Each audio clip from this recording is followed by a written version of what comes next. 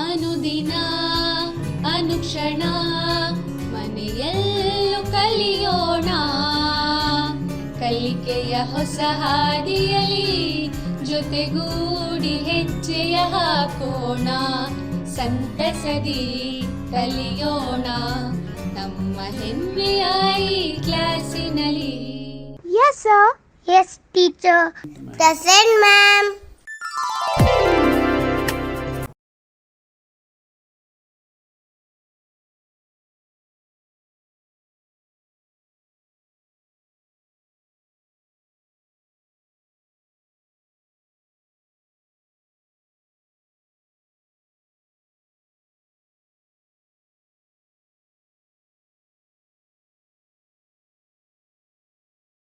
ಪ್ರೀತಿ ವಿದ್ಯಾರ್ಥಿಗಳೇ, ನಿಮಗೆಲ್ಲರಿಗೂ ಇವತ್ತಿನ ಈ ತರಗತಿಗೆ ಸ್ವಾಗತ. ಮಕ್ಕಳೇ, ಈಗಾಗಲೇ ನಾವು ಗಾಂಧಿಯುಗ ಮತ್ತು ರಾಷ್ಟ್ರೀಯ ಹೋರಾಟ ಅಧ್ಯಾಯದಲ್ಲಿ ಅನೇಕ ಅಂಶಗಳ ಬಗ್ಗೆ ತಿಳಿದುಕೊಂಡೆವು. ಏನೆಲ್ಲ ತಿಳಿದುಕೊಂಡಿದ್ದೀರಿ? ಗಾಂಧೀಜಿಯವರ ಆರಂಭಿಕ ಜೀವನ ಮತ್ತು ಬೆಳವಣಿಗೆ, ಭಾರತದಲ್ಲಿ ಗಾಂಧೀಜಿಯವರ ಆರಂಭದ ಹೋರಾಟಗಳು, ಗಾಂಧಿ ಹೋರಾಟದ ಅಂತಸತ್ವದ ಸಾಧನಗಳು, ಜಲಿಯನ್ ವಾಲಾಬಾಗ್ ಹತ್ಯಾಕಾಂಡ ಯಾಕೆ ನಡೀತು ಗೊತ್ತಿದೆಯಲ್ಲ, ಖಿಲಾಫತ್ ಚಳುವಳಿ, ಅಸಹಕಾರ ಚಳುವಳಿಯ ಸಂದರ್ಭದಲ್ಲಿ ಉಂಟಾದಂತಹ ವಿವಿಧ ಕಾರ್ಯಕ್ರಮಗಳು, ಅಸಹಕಾರ ಚಳುವಳಿಯ ಸಂದರ್ಭದಲ್ಲಿ ಹಮ್ಮಿಕೊಳ್ಳಲಾದಂತಹ ವಿವಿಧ ಕಾರ್ಯಕ್ರಮಗಳು, ಅಸಹಕಾರ ಚಳುವಳಿಯ ಸಂದರ್ಭದಲ್ಲಿ ಉಂಟಾದಂಥ ಬೆಳವಣಿಗೆಗಳು, ಅಸಹಕಾರ ಚಳುವಳಿಯಿಂದ ಉಂಟಾದಂಥ ಪರಿಣಾಮಗಳ ಬಗ್ಗೆಯೂ ತಾವು ತಿಳಿದುಕೊಂಡಿದ್ದೆವು. ಹಾಗೆ ಅಸಹಕಾರ ಚಳುವಳಿಯ ಅಂತ್ಯಕ್ಕೆ ಕಾರಣವಾದಂತಹ ಚೌರಿ ಚೌರ ಘಟನೆ ಬಗೆಗೂ ಸಹ ನಾವು ತಿಳಿದುಕೊಂಡಿದ್ದೆವು. ಜೊತೆಗೆ ಸವಿನಯ ಕಾನೂನು ಭಂಗ ಚಳುವಳಿ, ಉಪ್ಪಿನ ಸತ್ಯಾಗ್ರಹವೂ ಇದರ ಒಂದು ಭಾಗವಾಗಿತ್ತು ಅನ್ನೋದನ್ನು ನಾವು ಹಿಂದಿನ ತರಗತಿಯಲ್ಲಿ ನಾವು ಅಧ್ಯಯನ ಮಾಡಿದ್ದೆವು ಅಲ್ಲೋ ಮಕ್ಕಳೇ. ಇವತ್ತಿನ ಈ ಅವಧಿಯಲ್ಲಿ ನಾವು ಸ್ಟ್ರಾಫರ್ಡ್ ಕ್ರಿಪ್ಸ್ ಸಂಧಾನ, ಕ್ವಿಟ್ ಇಂಡಿಯಾ ಚಳುವಳಿ, ರೈತರ ಪ್ರತಿಭಟನೆ, ಕಾರ್ಮಿಕ ಬಂಡಾಯ, ಬುಡಕಟ್ಟು ಬಂಡಾಯಗಳು, ಸುಭಾಷ್ ಚಂದ್ರ ಬೋಸರ ಸಾಧನೆಗಳ ಬಗ್ಗೆ ತಿಳಿದುಕೊಳ್ತೀರಿ. ಹಾಗೆ ಡಾಕ್ಟರ್ BR ಅಂಬೇಡ್ಕರ್ ಅವರ ಕೊಡುಗೆಗಳ ಬಗೆಗೂ ಸಹ ನಾವು ಇವತ್ತಿನ ಅಧ್ಯಾಯದಲ್ಲಿ ಚರ್ಚೆ ಮಾಡೋಣ ಮಕ್ಕಳೇ. ಮೊದಲನೇದಾಗಿ ಸ್ಟ್ರಾಫರ್ಡ್ ಕ್ರಿಪ್ಸ್ ಸಂಧಾನ ಈ ಅಧ್ಯಾಯದ ಇನ್ನೊಂದು ಮುಖ್ಯವಾದಂಥ ಅಂಶವಾಗಿದ್ದು, ಮಕ್ಕಳೇ ನಿಮಗೆಲ್ಲರಿಗೂ ಗೊತ್ತಿರೋ ಹಾಗೆ 1939ರಿಂದ 1945ರವರೆಗೆ ಎರಡನೇ ಮಹಾಯುದ್ಧ ನಡೆಯಿತು. ಎರಡನೇ ಮಹಾಯುದ್ಧ ಆರಂಭವಾದಾಗ ಭಾರತದ ಅನುಮತಿಯನ್ನು ಪಡೆಯದೆ ಇಂಗ್ಲೆಂಡ್ ಎರಡನೇ ಮಹಾಯುದ್ಧದಲ್ಲಿ ಭಾರತ ಯುದ್ಧದಲ್ಲಿ ಭಾಗವಹಿಸುತ್ತೆ ಅಂತ ಘೋಷಿಸಿ ಬಿಡ್ತು. ಭಾರತದ ವೈಸ್ರಾಯ್ ಏಕಪಕ್ಷೀಯವಾಗಿ ನಿರ್ಧಾರವನ್ನು ಕೈಗೊಳ್ತಾರೆ. ಭಾರತದ ಪರವಾಗಿ ಜರ್ಮನಿಯ ವಿರುದ್ಧ ಯುದ್ಧವನ್ನು ಘೋಷಿಸಿದನು. ಅಂದರೆ ಭಾರತ ಯುದ್ಧದಲ್ಲಿ ಭಾಗವಹಿಸ್ತಾ ಇದೆ ಅನ್ನೋದನ್ನು ವೈಸ್ರಾಯ್ ಘೋಷಣೆ ಮಾಡ್ತಾನೆ. ಇದರಿಂದ ಕಾಂಗ್ರೆಸ್ಗೆ ಕೋಪ ಬರುತ್ತೆ. ಭಾರತೀಯರ ಅನುಮತಿಯನ್ನು ಪಡೆಯದೆ ಎರಡನೇ ಮಹಾಯುದ್ಧದಲ್ಲಿ ಭಾರತವನ್ನು ಸೇರಿಸಿದ್ದು ಕಾಂಗ್ರೆಸ್ ಮಂತ್ರಿಮಂಡಲಕ್ಕೆ ಇಷ್ಟವಾಗಲಿಲ್ಲ. ಹೀಗಾಗಿ ಕಾಂಗ್ರೆಸ್ ಇದನ್ನು ಪ್ರತಿಭಟಿಸಿ ಮಂತ್ರಿಮಂಡಲದಿಂದ ಹೊರಬಂತು. ಆದರೆ ಗಾಂಧೀಜಿಯವರು ವೈಸ್ರಾಯ ಈ ತೀರ್ಮಾನವನ್ನು ತೀವ್ರವಾಗಿ ವಿರೋಧಿಸಿದ್ದು ಮಾತ್ರವಲ್ಲದೆ ವೈಯಕ್ತಿಕ ಸತ್ಯಾಗ್ರಹವನ್ನು ಗಾಂಧೀಜಿಯವರು ಆ ಸಂದರ್ಭದಲ್ಲಿ ಆರಂಭಿಸಿದರು. ಆಗ ಸ್ಟ್ರಾಫರ್ಡ್ ಕ್ರಿಪ್ಸ್ ಸಂಧಾನ ಭಾರತಕ್ಕೆ ಬರುತ್ತೆ. ನೀವಿಲ್ಲಿ ಗಮನಿಸಬೇಕಾಗತ್ತೆ ಮಕ್ಕಳೇ, ಸ್ಟ್ರಾಫರ್ಡ್ ಕ್ರಿಪ್ಸ್ ಸಂಧಾನವನ್ನು ಭಾರತಕ್ಕೆ ಏಕೆ ಕಳುಹಿಸಲಾಯಿತು ಅನ್ನೋದನ್ನು ನಾವಿಲ್ಲಿ ನೋಡೋದಾದರೆ, ವೈಸ್ರಾಯನ ತೀರ್ಮಾನವನ್ನು ಗಾಂಧೀಜಿಯವರು ವಿರೋಧಿಸಿ ವೈಯಕ್ತಿಕ ಸತ್ಯಾಗ್ರಹವನ್ನು ಆರಂಭಿಸಿದರು. ಗಾಂಧೀಜಿಯವರನ್ನು ವಿಶೇಷವಾಗಿ ಭಾರತೀಯರನ್ನು ತೃಪ್ತಿಪಡಿಸುವುದಕ್ಕಾಗಿ ಸ್ಟ್ರಾಫರ್ಡ್ ಕ್ರಿಪ್ಸ್ ಅವರನ್ನು ಸಂಧಾನಕ್ಕಾಗಿ ಭಾರತಕ್ಕೆ ಕಳುಹಿಸಲಾಯಿತು. ಈಗ ಸ್ಟ್ರಾಫರ್ಡ್ ಕ್ರಿಪ್ಸ್ ಅವರು ಭಾರತಕ್ಕೆ ಬಂದರು, ಸ್ಟ್ರಾಫರ್ಡ್ ಕ್ರಿಪ್ಸ್ ಆಯೋಗ ಭಾರತಕ್ಕೆ ಬಂತು. ಆದರೆ ಏನೆಲ್ಲ ಸಲಹೆಗಳನ್ನು ನೀಡಿತು? ಸ್ಟ್ರಾಫರ್ಡ್ ಕ್ರಿಪ್ಸ್ ನೀಡಿದ ಸಲಹೆಗಳು ಏನು ಅನ್ನೋದನ್ನು ನಾವು ನೋಡೋದಾದರೆ, ಮೊದಲನೇದು ಭಾರತಕ್ಕೆ ಡೊಮಿನಿಯನ್ ಸ್ಥಾನಮಾನವನ್ನು ಕೊಡ್ತೀವಿ ಅಂದರು. ಸಂವಿಧಾನ ರಚಿಸುವುದಕ್ಕೆ ಸಭೆ ಕರೀತೀವಿ ಅಂದರು. ಹೊಸ ಸಂವಿಧಾನದಲ್ಲಿ ಭಾರತ ಒಕ್ಕೂಟವನ್ನು ಸೇರುವ ಅಥವಾ ಬಿಡುವ ಸ್ವಾತಂತ್ರ್ಯವನ್ನು ಸಂಬಂಧಪಟ್ಟ ರಾಜ್ಯಗಳಿಗೆ ಬಿಡುವಂಥ ಸಲಹೆಗಳನ್ನು ಸ್ಟ್ರಾಫರ್ಡ್ ಕ್ರಿಪ್ಸ್ ಆಯೋಗ ನೀಡಿತು. ಆದರೆ ಸ್ಟ್ರಾಫರ್ಡ್ ಕ್ರಿಪ್ಸ್ ಆಯೋಗದ ಸಲಹೆಗಳನ್ನು ಭಾರತೀಯರು ಮತ್ತು ಕಾಂಗ್ರೆಸ್ ತೀವ್ರವಾಗಿ ವಿರೋಧಿಸ್ತಾರೆ. ಗಾಂಧೀಜಿ ಇದನ್ನು ತೀವ್ರವಾಗಿ ವಿರೋಧಿಸಿದರು. ಈ ಹಿನ್ನೆಲೆಯಲ್ಲಿ ಈ ಸಲಹೆಗಳನ್ನು ಒಪ್ಪದೆ ಕಾಂಗ್ರೆಸ್ ಕ್ವಿಟ್ ಇಂಡಿಯಾ ಚಳುವಳಿಯನ್ನು ಆರಂಭಿಸಿತು. ಕ್ವಿಟ್ ಇಂಡಿಯಾ ಚಳುವಳಿಯ ಮುಖ್ಯ ಆಶಯ ಏನಾಗಿತ್ತು ಅಂದರೆ ಬ್ರಿಟಿಷರೇ ಭಾರತ ಬಿಟ್ಟು ತೊಲಗಿ ಅನ್ನೋದು ಈ ಒಂದು ಚಳುವಳಿಯ ಆಶಯವಾಗಿತ್ತು. ಇದೇ ಸಂದರ್ಭದಲ್ಲಿ ಗಾಂಧೀಜಿಯವರು ಕ್ವಿಟ್ ಇಂಡಿಯಾ ಚಳುವಳಿಯ ಮುಂಚೂಣಿಯಲ್ಲಿದ್ದರು. ಕ್ವಿಟ್ ಇಂಡಿಯಾ ಚಳುವಳಿಯ ನಾಯಕತ್ವವನ್ನು ವಹಿಸಿದ್ದು ಗಾಂಧೀಜಿಯವರು ಇದೇ ಸಂದರ್ಭದಲ್ಲಿ ಮಾಡು ಇಲ್ಲವೇ ಮಡಿ ಎನ್ನುವ ಕರೆಯನ್ನು ನೀಡಿದರು. ಹಾಗೆ ಕ್ವಿಟ್ ಇಂಡಿಯಾ ಚಳುವಳಿಯಲ್ಲಿ ಗಾಂಧೀಜಿಯವರು ಭಾಗವಹಿಸಿದರು. ಜವಾಹರ್ಲಾಲ್ ನೆಹರು, ರಾಜೇಂದ್ರ ಪ್ರಸಾದ್, ಅಬುಲ್ ಕಲಾಂ ಆಜಾದ್, ಸರ್ದಾರ್ ವಲ್ಲಭಾಯ್ ಪಟೇಲ್, ಆಚಾರ್ಯ ಕೃಪಲಾನಿ, ಕಸ್ತೂರ್ಬಾ ಗಾಂಧಿ ಮುಂತಾದಂಥ ಅನೇಕ ನಾಯಕರುಗಳು ಈ ಒಂದು ಕ್ವಿಟ್ ಇಂಡಿಯಾ ಚಳುವಳಿಯಲ್ಲಿ ಭಾಗವಹಿಸಿದ್ದನ್ನು ನಾವು ಕಾಣ್ತೀವಿ. ಇವರೆಲ್ಲರನ್ನ ಸರ್ಕಾರ ಬಂಧಿಸಿ ಜೈಲಿನಲ್ಲಿಟ್ಟಿತು. ನೋಡಿ ಮಕ್ಕಳೇ, ಗಾಂಧೀಜಿಯವರು ಕ್ವಿಟ್ ಇಂಡಿಯಾ ಚಳುವಳಿಯ ಮುಂಚೂಣಿಯಲ್ಲಿದ್ದರು. ಆದರೆ ಕ್ವಿಟ್ ಇಂಡಿಯಾ ಚಳುವಳಿಯ ಸಂದರ್ಭದಲ್ಲಿ ಭಾಗವಹಿಸಿದಂತಹ ಅನೇಕ ಪ್ರಮುಖ ನಾಯಕರನ್ನು ಬಂಧನದಲ್ಲಿಡಲಾಗಿತ್ತು ಅನ್ನೋದನ್ನು ನಾವಿಲ್ಲಿ ಗಮನಿಸಬೇಕು. ಹೀಗಾಗಿ ಹೋರಾಟವನ್ನು ನಡೆಸುವುದಕ್ಕೆ ರಾಷ್ಟ್ರೀಯ ಕಾಂಗ್ರೆಸ್ಸೇತರ ಸಂಘಟನೆಗಳು ಮುಖ್ಯ ಭೂಮಿಕೆಯಲ್ಲಿದ್ದವು. ಕ್ವಿಟ್ ಇಂಡಿಯಾ ಚಳುವಳಿಯಿಂದಾಗಿ ಭಾರತದ ಸ್ವಾತಂತ್ರ್ಯ ಹೋರಾಟದಲ್ಲಿ ಹೊಸ ನಾಯಕರುಗಳ ಉದಯವಾಯಿತು. ಹೊಸ ನಾಯಕರು ಅಂದಾಗ ನಮಗೆ ನೆನಪಾಗುವುದು ಜಯಪ್ರಕಾಶ್ ನಾರಾಯಣ್. ನೋಡಿ ಮಕ್ಕಳೇ, ಜಯಪ್ರಕಾಶ್ ನಾರಾಯಣ್ ಅಂತಹ ಹೊಸ ನಾಯಕರ ಉದಯಕ್ಕೆ ಇದು ಕಾರಣವಾಯಿತು. ದೇಶದ ಅನೇಕ ಭಾಗಗಳಲ್ಲಿ ಕ್ರಾಂತಿಕಾರಕ ಚಟುವಟಿಕೆಗಳಲ್ಲಿ ತಮ್ಮನ್ನು ತೊಡಗಿಸಿಕೊಂಡರು. ಹೀಗೆ ಪರೀಕ್ಷೆಯಲ್ಲಿ ಕ್ವಿಟ್ ಇಂಡಿಯಾ ಚಳುವಳಿಯನ್ನು ವಿವರಿಸಿ ಅಂತ ಕೇಳಿದಾಗ ನೀವು ಈ ಎಲ್ಲ ಅಂಶಗಳನ್ನು ಬರಿಬೇಕು ಮಕ್ಕಳೇ. ಈ ಅಧ್ಯಾಯದ ಮತ್ತೊಂದು ಮುಖ್ಯವಾದಂಥ ಅಂಶ ಅದು ರೈತರ ಪ್ರತಿಭಟನೆ. ಭಾರತದಲ್ಲಿ ಬ್ರಿಟಿಷರ ನೀತಿಯ ವಿರುದ್ಧ ಪ್ರತಿಭಟನೆ ನಡೆಸಿದಂಥವರಲ್ಲಿ ರೈತರು ಸಹ ಪ್ರಮುಖರಾಗಿದ್ದರು. ಈ ರೈತರ ಪ್ರತಿಭಟನೆ ಏನಿದೆ ಇದು ಕೆಲವು ರಾಷ್ಟ್ರೀಯ ಕಾಂಗ್ರೆಸ್ನಿಂದ ಪ್ರಭಾವಕ್ಕೆ ಒಳಗಾಗಿದ್ದರೆ ಇನ್ನೂ ಕೆಲವು ರೈತರ ಪ್ರತಿಭಟನೆಗಳು ಮಾರ್ಕ್ಸ್ವಾದದ ಪ್ರಭಾವಕ್ಕೆ ಒಳಗಾಗಿದ್ದವು. ಅಂದರೆ ಬ್ರಿಟಿಷರ ಅವಧಿಯಲ್ಲಿ ನಾವು ಜಮೀನ್ದಾರರು ಮತ್ತು ಯುರೋಪಿಯನ್ ಪ್ಲಾಂಟರ್ಗಳ ವಿರುದ್ಧ ರೈತರು ದಂಗೆ ಎದ್ದರು.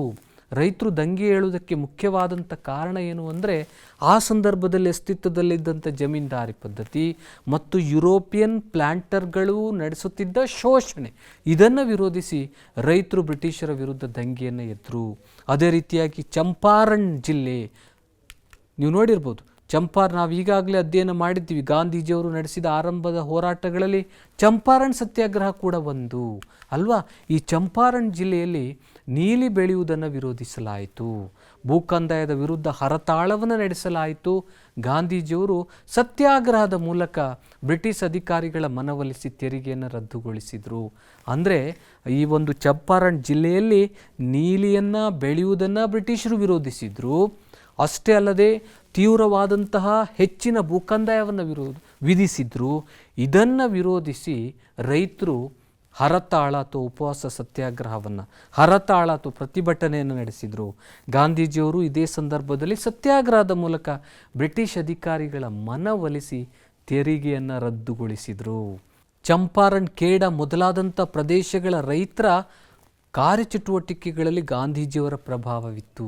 ಎಲ್ಲ ಪ್ರದೇಶಗಳಲ್ಲಿ ಚಂಪಾರಣ್ ಇರ್ಬೋದು, ಖೇಡ ಇರ್ಬೋದು, ಈ ಎಲ್ಲ ಪ್ರದೇಶಗಳಲ್ಲಿ ಗಾಂಧೀಜಿಯವರು ಆ ಒಂದು ಹೋರಾಟಗಾರರ ಮೇಲೆ ಸಾಕಷ್ಟು ಪ್ರಭಾವವನ್ನು ಬೀರಿದರು. ಅಷ್ಟೇ ಅಲ್ಲದೆ ತೇಬಾಗ, ಮಲ್ಬಾರ್ ಮೊದಲಾದ ಕಡೆ ಶೋಷಣೆಗೆ ಒಳಗಾದಂಥ ರೈತರು ತೀವ್ರವಾಗಿ ಬ್ರಿಟಿಷರ ವಿರುದ್ಧ ಜೊತೆಗೆ ಜಮೀನ್ದಾರರ ವಿರುದ್ಧ ದಂಗೆ ಎದ್ದರು.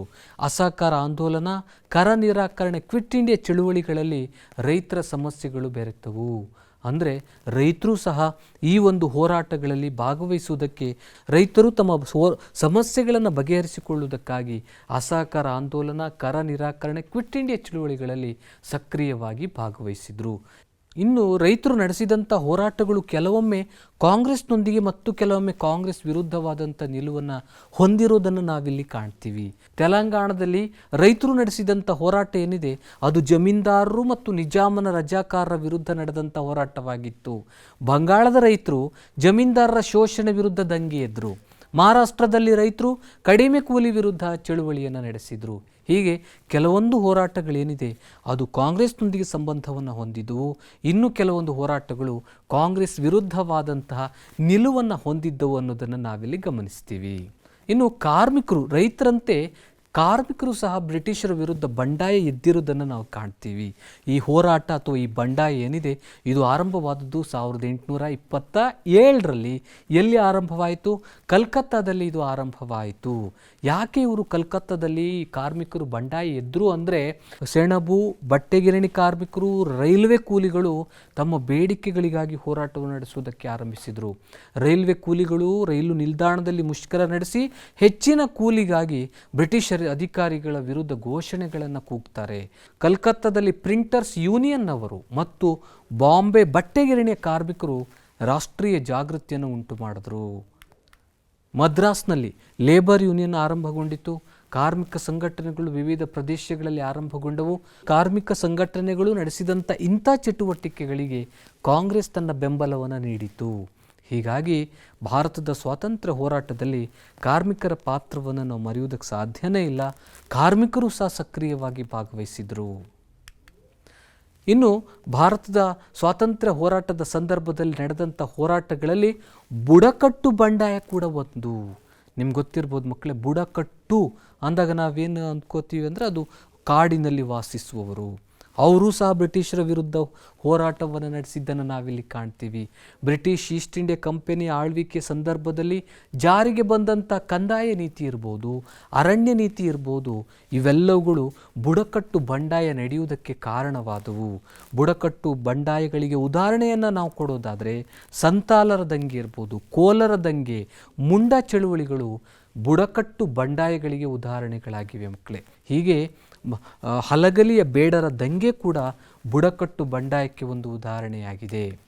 ಸಂತಾಲ ಬುಡಕಟ್ಟು ದಂಗೆ ಸಹ ಬುಡಕಟ್ಟು ದಂಗೆಗೆ ಉದಾಹರಣೆ, ಬುಡಕಟ್ಟು ಬಂಡಾಯಕ್ಕೆ ಉದಾಹರಣೆಯಾಗಿದೆ. ಈ ಬುಡಕಟ್ಟು ಜನರನ್ನು ಬಂಗಾಳಿ ಮತ್ತು ಒರಿಸ್ಸಾದ ಗುಡ್ಡಗಾಡು ಪ್ರದೇಶಗಳಲ್ಲಿ ನಾವು ಗುರುತಿಸ್ತೀವಿ. ಬ್ರಿಟಿಷರು ಜಾರಿಗೆ ತಂದಂಥ ಕಾಯಂ ಜಮೀನ್ದಾರಿ ಪದ್ಧತಿಯಿಂದ ಬುಡಕಟ್ಟು ಜನರು ನಿರ್ಗತಿಕರಾದರು. ತಾವು ಶ್ರಮಪಟ್ಟು ಕೃಷಿಯೋಗ್ಯವನ್ನಾಗಿ ಪರಿವರ್ತಿಸಿದ ಭೂಮಿ ಬುಡಕಟ್ಟು ಜನರಿಂದ ಜಮೀನ್ದಾರರ ಕೈ ಸೇರಿತು. ಬಂಗಾಳಿ ಜಮೀನ್ದಾರರು, ಲೇವಾದೇವಿಗಾರರು ಮತ್ತು ಕಂಪೆನಿ ಸರ್ಕಾರವು ಸಂತಾಲರ ನೇರ ಶೋಷಣೆಗೆ ಕಾರಣರಾದರು.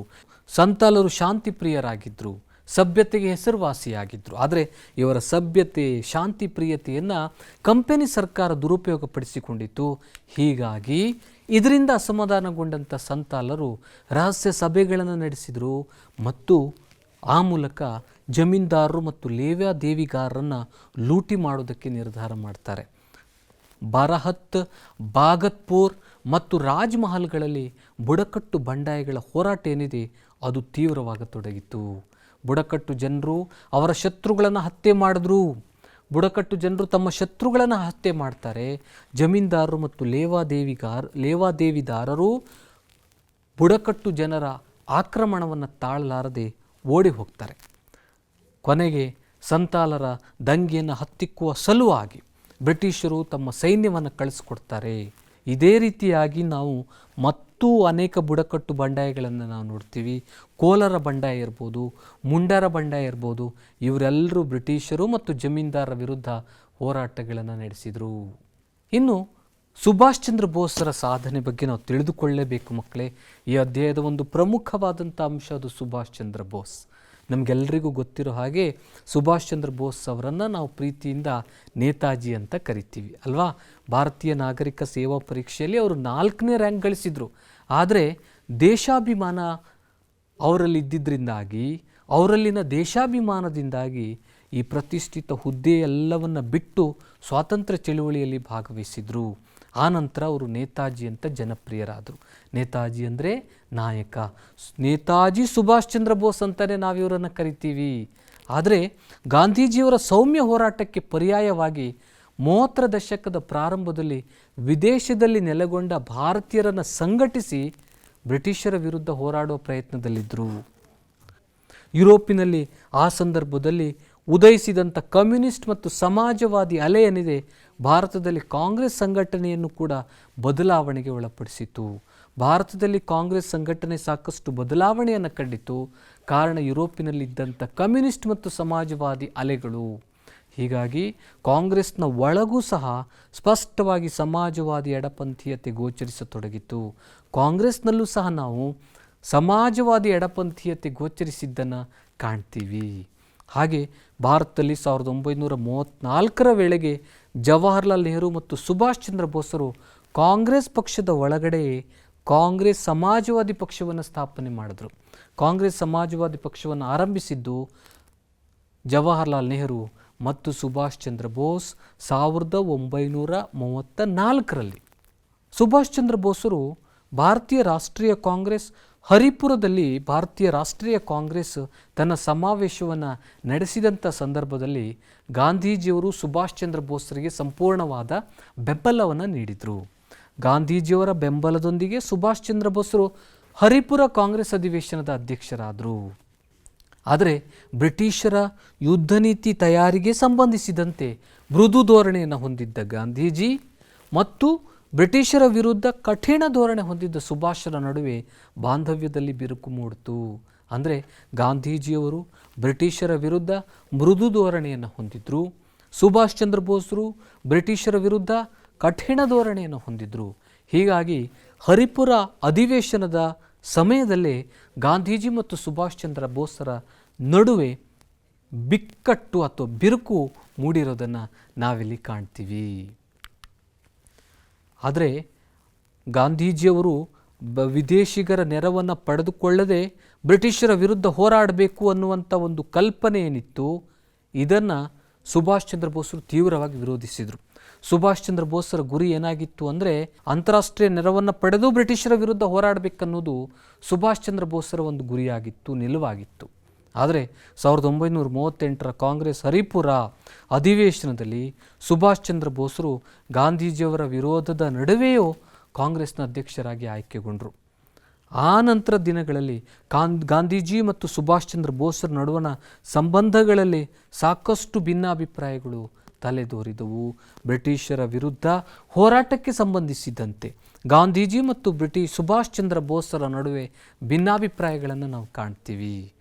ಆದರೆ ಸುಭಾಷ್ ಚಂದ್ರ ಬೋಸರಿಗೆ ಕಾಂಗ್ರೆಸ್ ನಡೆಸ್ತಾ ಇದ್ದಂಥ ಕಾರ್ಯಚಟುವಟಿಕೆಗಳು, ಗಾಂಧೀಜಿಯವರಿಂದ ಬರ್ತಾ ಇದ್ದಂಥ ಕಾರ್ಯವಿಧಾನಗಳು, ಕಾಂಗ್ರೆಸ್ನ ಚಟುವಟಿಕೆಗಳು, ಗಾಂಧೀಜಿಯವರ ಕಾರ್ಯವಿಧಾನಗಳು ಅವರಿಗಿಷ್ಟ ಆಗಲಿಲ್ಲ.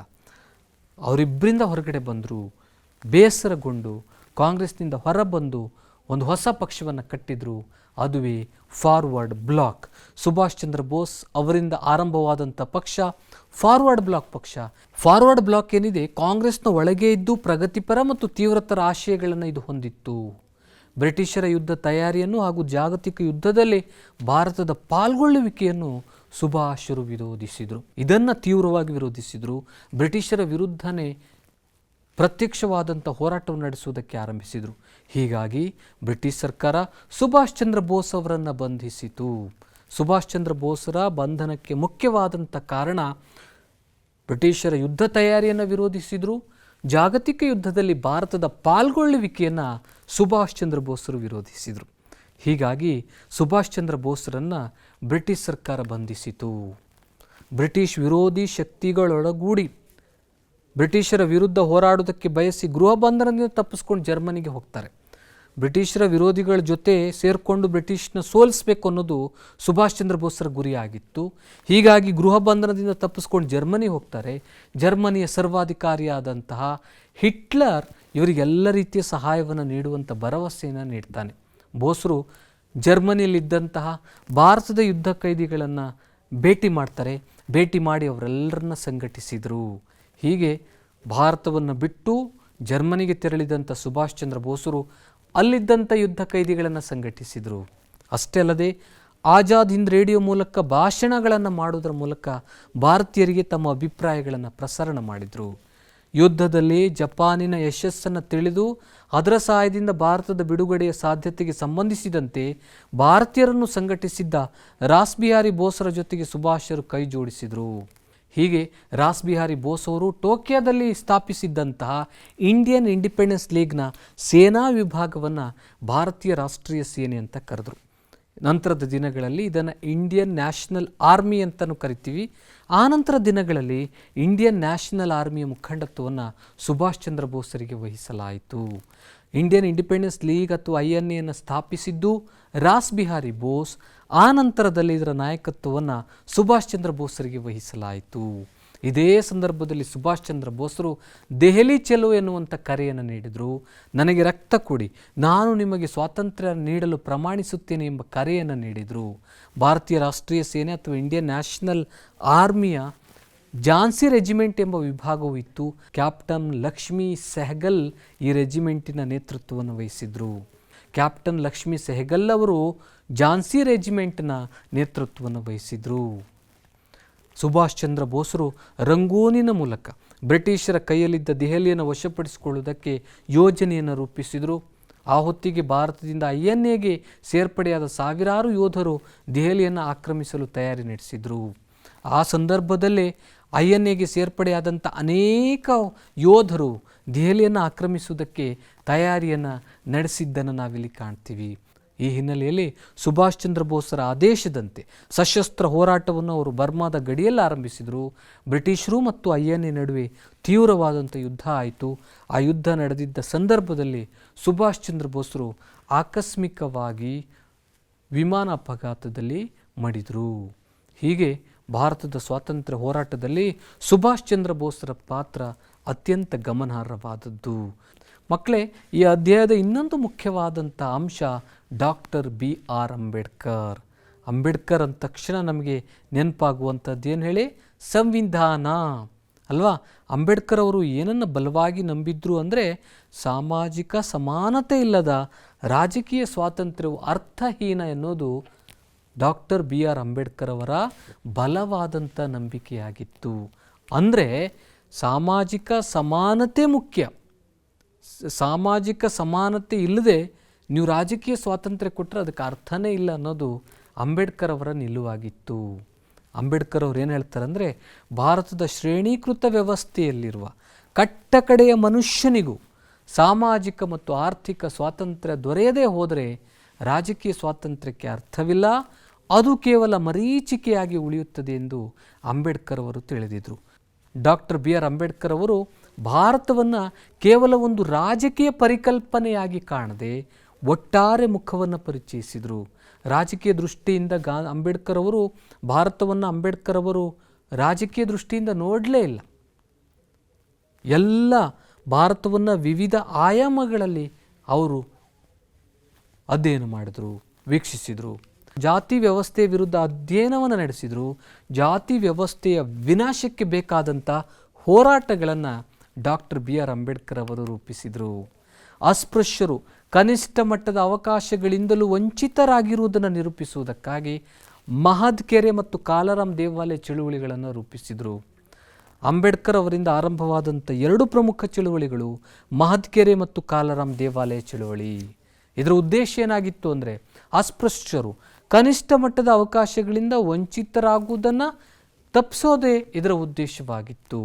ಜೊತೆಗೆ ಇಂಗ್ಲೆಂಡ್ನ ಲಂಡನ್ನಲ್ಲಿ ನಡೆದಂಥ 3 ದುಂಡು ಮೇಜಿನ ಪರಿಷತ್ತಿನ ಸಮಾವೇಶಗಳಲ್ಲಿ ಭಾಗವಹಿಸಿದ ಏಕೈಕ ಭಾರತೀಯ ವ್ಯಕ್ತಿ ಅಂದರೆ ಡಾಕ್ಟರ್ BR ಅಂಬೇಡ್ಕರ್. ಈ 3 ದುಂಡು ಮೇಜಿನ ಪರಿಷತ್ತಿನಲ್ಲಿ ಭಾಗವಹಿಸಿದಂತಹ ಡಾಕ್ಟರ್ BR ಅಂಬೇಡ್ಕರ್ ಅವರು ನಿಮ್ನ ವರ್ಗಗಳು ವಿವಿಧ ಬಗೆಯ ಸಂಕೋಲೆಗಳಿಂದ ಬಿಡುಗಡೆ ಪಡೆಯುವುದಕ್ಕೆ ಬೇಕಾದಂಥ ಅಮೂಲ್ಯ ಸೂಚನೆಗಳನ್ನು ನೀಡಿದರು. 3 ದುಂಡು ಮೇಜಿನ ಸಮ್ಮೇಳನಗಳಲ್ಲಿ ನಿಮ್ನ ವರ್ಗಗಳು ಎದುರಿಸುತ್ತಿರುವ ಸಮಸ್ಯೆಗಳಿಗೆ ಬೇಕಾದಂತಹ ಪರಿಹಾರವನ್ನು ಡಾಕ್ಟರ್ BR ಅಂಬೇಡ್ಕರ್ ಅವರು ನೀಡಿದರು. ಗಾಂಧೀಜಿ ಮತ್ತು ಅಂಬೇಡ್ಕರ್ ಅವರ ನಡುವೆ ಅಸ್ಪೃಶ್ಯರು ಮತ್ತು ಹರಿಜನರ ಉದ್ಧಾರಕ್ಕೆ ಸಂಬಂಧಿಸಿದಂತೆ ಭಿನ್ನಾಭಿಪ್ರಾಯಗಳು ಮೂಡಿದ್ದವು. ಗಾಂಧೀಜಿ ಮತ್ತು ಅಂಬೇಡ್ಕರ್ ಅವರ ನಡುವೆ ಹರಿಜನರ ಉದ್ಧಾರಕ್ಕೆ ಸಂಬಂಧಿಸಿದಂತೆ ಭಿನ್ನಾಭಿಪ್ರಾಯಗಳಿದ್ದವು. ಗಾಂಧೀಜಿಯವರ ನಿಲುವೆ ಬೇರೆ ಆಗಿತ್ತು, ಡಾಕ್ಟರ್ BR ಅಂಬೇಡ್ಕರ್ ಅವರ ನಿಲುವೆ ಬೇರೆ ಆಗಿತ್ತು. ಅಸ್ಪೃಶ್ಯರ ರಕ್ಷಣೆಗಾಗಿ ಪ್ರತ್ಯೇಕ ಮತಕ್ಷೇತ್ರಗಳನ್ನು ಬಯಸಿದ್ದು ಗಾಂಧಿ ಮತ್ತು ಅಂಬೇಡ್ಕರರ ನಡುವೆ ವಿವಾದಕ್ಕೆ ಕಾರಣವಾಯಿತು.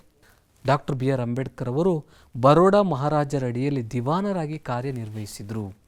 ಮುಂಬೈ ಲೆಜಿಸ್ಲೇಟಿವ್ ಕೌನ್ಸಿಲ್ ಮತ್ತು ನಂತರದಲ್ಲಿ ವೈಸ್ರಾಯ್ ಎಕ್ಸಿಕ್ಯೂಟಿವ್ ಕೌನ್ಸಿಲ್ನಲ್ಲೂ ಸಹ ಅತ್ಯಂತ ಮುತುವರ್ಜಿಯಿಂದ ಕಾರ್ಯನಿರ್ವಹಿಸಿದರು.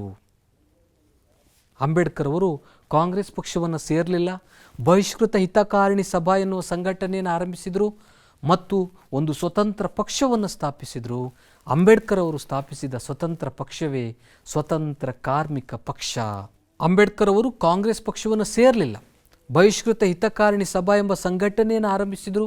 ತಮ್ಮದೇ ಆದ ಸ್ವತಂತ್ರ ಪಕ್ಷವನ್ನು ಆರಂಭಿಸಿದರು.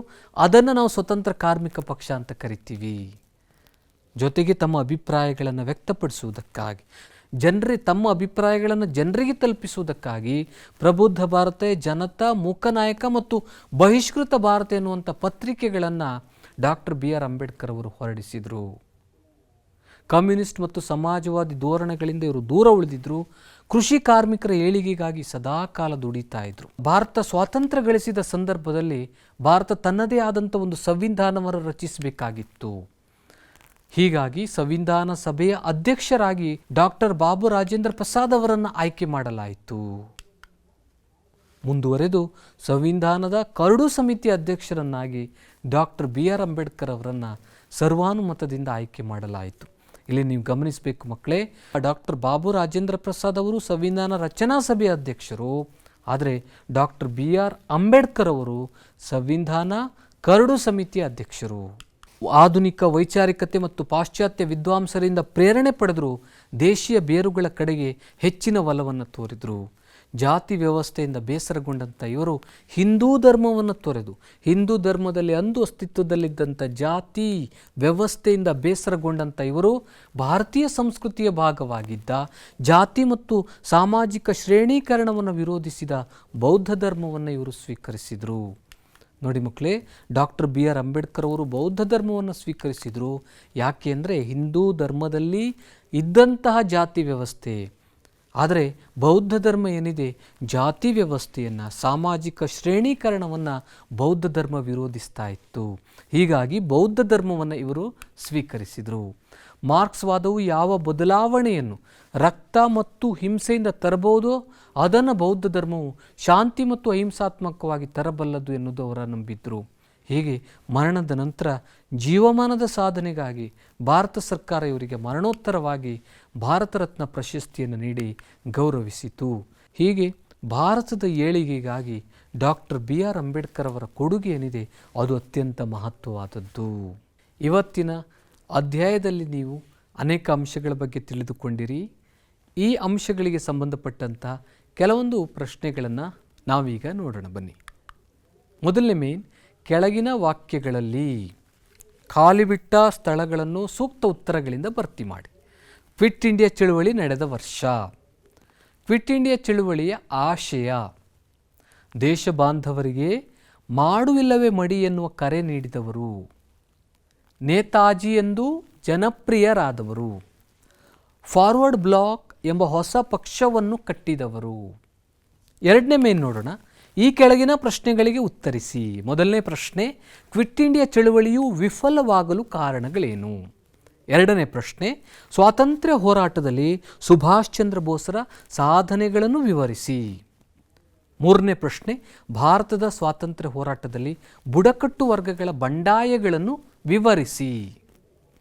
ನಾಲ್ಕನೇ ಪ್ರಶ್ನೆ, ಭಾರತದ ಸ್ವಾತಂತ್ರ್ಯ ಹೋರಾಟದಲ್ಲಿ ರೈತರು ಮತ್ತು ಕಾರ್ಮಿಕ ಬಂಡಾಯಗಳನ್ನು ವಿವರಿಸಿ. ಪ್ರಶ್ನೆಗಳನ್ನು ಬರ್ಕೊಂಡ್ರಲ್ವ ಮಕ್ಕಳೇ? ಎಲ್ಲ ಪ್ರಶ್ನೆಗಳು ಇವತ್ತು ನಾವು ಚರ್ಚಿಸಿದಂಥ ಅಂಶಗಳಿಗೆ ಸಂಬಂಧಪಟ್ಟಿದ್ದು. ಮಕ್ಕಳೇ, ಇದೇ ಅಧ್ಯಾಯದಲ್ಲಿ ಜವಾಹರ್ಲಾಲ್ ನೆಹರು, ಮಹಮ್ಮದ್ ಅಲಿ ಜಿನ್ನಾ, ಭಾರತದ ವಿಭಜನೆಯಂತಹ ಇನ್ನೂ ಅನೇಕ ವಿಚಾರಗಳ ಬಗ್ಗೆ ನಾವು ತಿಳಿಯೋದಿದೆ. ಅವುಗಳನ್ನು ಮುಂದಿನ ಅವಧಿಯಲ್ಲಿ ನಾವು ತಿಳಿದುಕೊಳ್ಳೋಣ. ನಿಮಗೆಲ್ಲರಿಗೂ ಶುಭವಾಗಲಿ. ನಮಸ್ಕಾರ.